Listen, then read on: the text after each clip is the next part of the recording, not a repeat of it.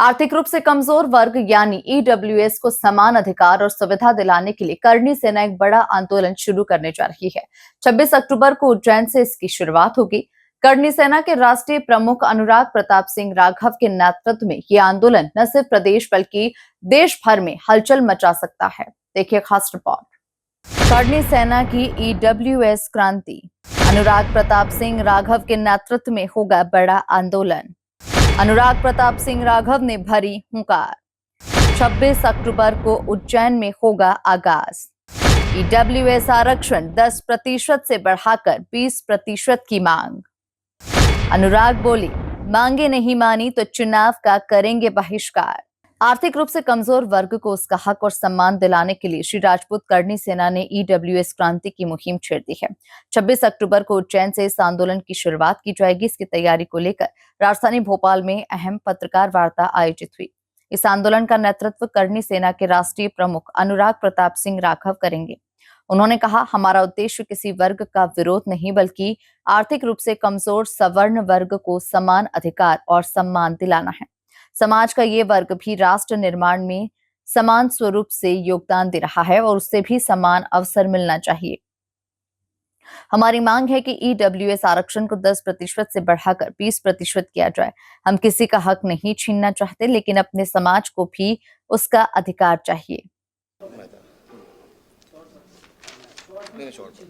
देखिए, मुख्य हमने इसमें 7 मांगे रखी गई हैं।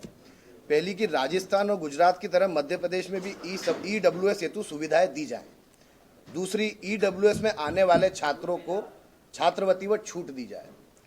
तीसरा मुख्य मांग है ईडब्ल्यूएस आरक्षण को 10% से बढ़ाकर 20% किया जाए।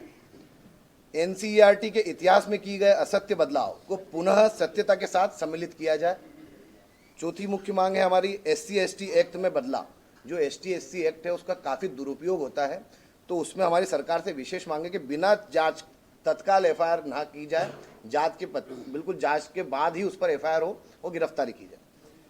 अनारक्षित सीट, आप देखते हैं कि जो आरक्षित सीटें हैं उस पर केवल आरक्षित व्यक्ति ही चुनाव लड़ सकता है। जब राजनीतिक दलों ने हमें ये भूमिका दी है कि अनारक्षित सीट पर केवल अनारक्षित व्यक्ति ही चुनाव लड़े, उस पर हम किसी आरक्षित व्यक्ति को चुनाव नहीं लड़ने देंगे।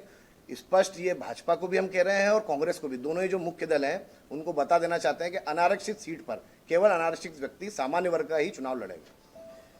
7वीं, पदोन्नति में आरक्षण को रद्द किया जाए। 8वीं, आरक्षण को आर्थिक आधार पर लागू करे सरकार। 9वां, मध्य प्रदेश में क्षत्रिय बोर्ड का गठन हो। सभी समाजों के बोर्ड है मध्य प्रदेश में, किंतु अभी तक क्षत्रिय समाज के कोई बोर्ड का गठन नहीं किया गया है। 10वां, लव जिहाद। आप देख रहे हैं, आप सभी मीडिया कर्मी इस बात से अच्छी तरह अवगत है कि लव जिहाद एक बहुत बड़ा मुद्दा है, जो कि कहीं ना कहीं हिंदू समाज का एक बहुत बड़ा मुद्दा है। इसकी शिकार हमारी बहनें और कई ऐसी महिलाएं हो रही हैं, जो यहाँ बताना सही नहीं रहेगा, तो उसके खिलाफ हम फांसी का कानून चाहते हैं। 11वां, प्रत्येक जिला मुख्यालय पर राजपूत समाज का छात्रावास बनाया जाए। ये हमारी मुख्य मांग है। कार्यक्रम का शुभारंभ रविवार 26 अक्टूबर को उज्जैन के दशहरा मैदान से दोपहर 12 बजे होगा।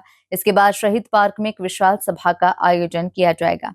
बैठक में तय हुआ कि इंदौर के अलावा सावेर, राव, महू और दीपालपुर से हजारों की संख्या में करनी सेना के पदाधिकारी और कार्यकर्ता अपने वाहनों से उज्जैन पहुंचेंगे। अनुराग प्रताप राघव ने कहा कि अगर सरकार हमारी मांगों पर विचार नहीं करती है तो भोपाल में बड़ा आंदोलन करेंगे और आगामी चुनाव को लेकर रणनीति तय की जाएगी। चुनाव में काफी समय है, अगर समय रह के सरकार हमारी इन मांगों पर विचार विमर्श करती है तो ठीक है, वरना पूरे मध्य प्रदेश में एक क्रांति आंदोलन चलेगा और आने वाले समय में भोपाल में एक बड़ा स्वरूप लेगा और उस समय हम विचार करेंगे कि हमें किस और झुकाव हमारा रखना है। या तो हम खुद के कैंडिडेट चुनाव में उतारेंगे या फिर नोटा का जो हमने चुनाव किया था 2018 के आप इलेक्शन में आपने देखा होगा, करनी सेना उसमें सबसे मुख्यता से लड़ाई लड़ी थी और उसका रिजल्ट भी ये रहा था कि सरकार बदल दी थी उस समय में 2018 में।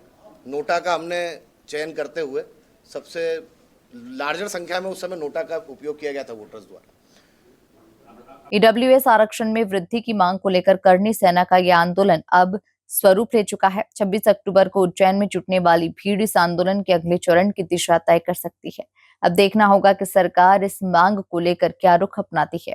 Bureau report, MP news, Bhopal.